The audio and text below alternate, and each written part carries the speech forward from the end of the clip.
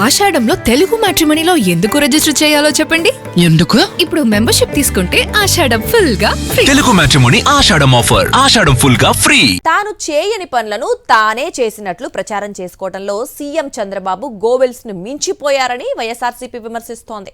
Bhogapuram airport ప్రాజెక్టుకు సంబంధించిన కీలకమైన పనులు, అనుమతులు అన్ని వైఎస్ జగన్ హయాంలోనే జరిగాయని, ఆ ఘనతను చంద్రబాబు తన ఖాతాలో వేసుకునే ప్రయత్నం చేస్తున్నారని వైఎస్ఆర్సీపీ నేతలు విమర్శిస్తున్నారు.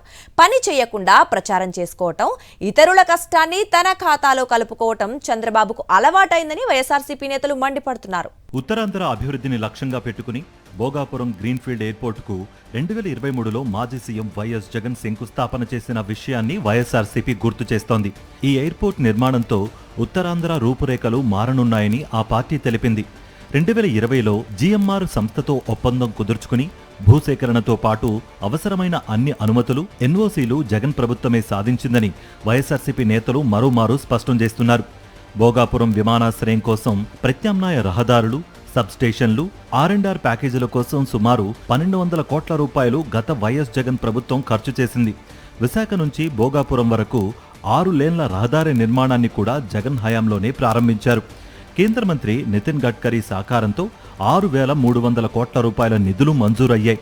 జగన్ పాలనలో ప్రారంభించిన అభివృద్ధి పనులను, చేసిన కష్టాన్ని ఇప్పుడు చంద్రబాబు తన ఘనతగా చెప్పుకుంటున్నారని వైఎస్ఆర్సీపీ నేతలు విమర్శిస్తున్నారు. అది మానుకోలేడని మనం చూస్తాం. ఆయనకు ఒక వ్యసనం కింద అది అయిపోయింది.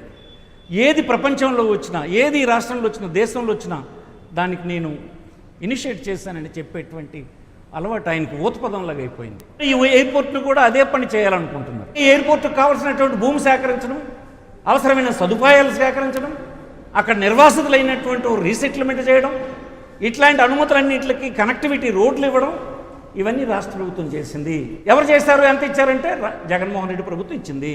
1200 కోట్లు పేమెంట్ చేసింది. అది 2023 మే 3వ తేదీకి ముందునే ఇవన్నీ జరిగిపోయినాయి. ఇవాళ ప్రధానమంత్రి గారు తీసుకొచ్చి ఈ ప్రాంతంలో నేను చేస్తానని చెప్పే ప్రయత్నం మీరు చేస్తున్నారు. స్వయానా కేంద్ర మంత్రి ప్రకటించినటువంటి కనెక్టివిటీ రోడ్నే మీరు 2 సంవత్సరాలు ఎక్కడా లేదు. ఈవేళకి డిపిఆర్స్ లేవు, టెండర్ పిలవలేదు, కనీసం పనులు ప్రారంభించలేదు.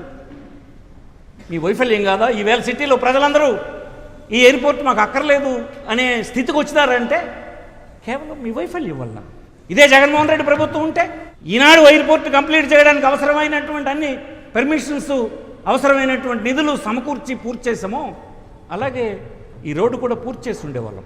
భోగాపురం ఎయిర్పోర్ట్ నిర్మాణంలో చంద్రబాబు పాత్ర లేదని, 2019 ఎన్నికలకు ముందు శంకుస్థాపన కార్యక్రమం నిర్వహించడం మినహా ఎలాంటి పురోగతి సాధించలేదని వైఎస్ఆర్సీపీ విమర్శిస్తోంది. వైఎస్ జగన్ హయాంలో ప్రాజెక్ట్ వేగం పుంజుకుందని, ఇప్పుడు దాని ఫలితాలను చంద్రబాబు తన ఖాతాలో వేసుకునే ప్రయత్నం చేస్తున్నారని సాక్ష్యాలతో సహా వైఎస్ఆర్సీపీ నేతలు స్పష్టం చేస్తున్నారు. ఒక అబద్ధాన్ని పదే పదే చెప్పి నిజంగా చూపించడానికి చంద్రబాబు, ఎల్లో మీడియా పెద్దలు ప్రయత్నం చేస్తున్నారని, ప్రజలకు అన్ని విషయాలు తెలుసునని, ఎవరి కష్టం ఎంతనో నేటి ఇంటర్నెట్ యుగంలో అందరికీ వెంటనే తెలిసిపోతుందనే విషయాన్ని చంద్రబాబు తెలుసుకోవాలని వైఎస్ఆర్సీపీ నేతలు హితవు పలుకుతున్నారు. 80 ఏళ్ల వయసులో కూడా అబద్ధాలు ఆడటం మానేయాలని సూచిస్తున్నారు. మరిన్ని అప్డేట్స్ కోసం ఛానల్ ను సబ్స్క్రైబ్ చేయండి. నోటిఫికేషన్స్ కోసం బెల్ ఐకాన్ పై క్లిక్ చేయండి.